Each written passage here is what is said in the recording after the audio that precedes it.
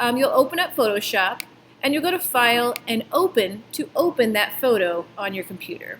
Yeah, this is one of my dog that I've been working with. So again, I took that photo, and so I do have permission to use it.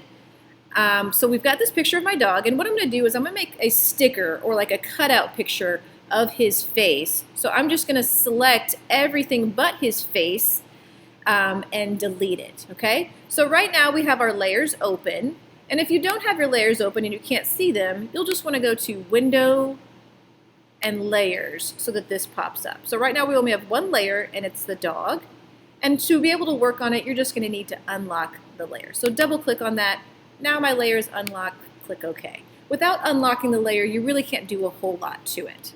Okay? We're going to use the Quick Selection tool, which is a great way to select things that are different colors. So as you can see, the background is different colors. It's got some white, it's got some brown, some tan.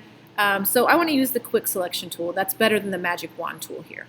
Okay, so the Magic Wand and Quick Selection tool is over here.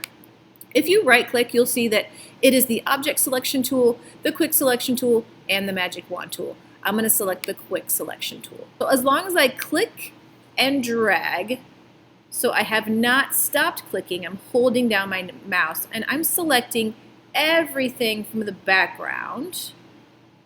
And if it misses something, I just go back and go over it again. Because I'm going to select everything that is in the background. Okay, now if you look closely, you'll see that it selected everything except for this little area, and it also selected his ear, which I did not want to do. So these two buttons up here means, the minus means I want to select less, and the plus means I want to select more. So let's click on the minus, and I can subtract his ear. Okay. And let's click the select more, because it didn't get this, but I want to get that, and it didn't get this, but I want to get that. And also, I only want his face. So it didn't select his legs, but I do want to select that because I'm going to just get rid of it. So I'm just going to add all this stuff. Okay.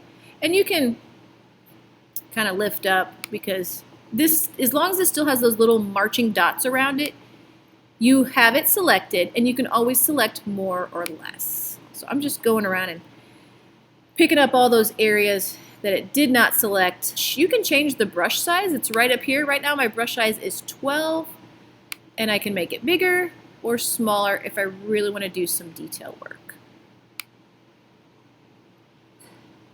All right. And I'm going to do this, that little area in between his ear. Okay, I think I've got everything selected, which is the entire background except for his face. So that looks good. And all I'm going to do is I'm going to push the delete button. Okay? And then if you're like, whoops, I missed some spots, as long as it still has those little marching dots, you'll want to push Command D, because that deselects and gets rid of those little marching dots.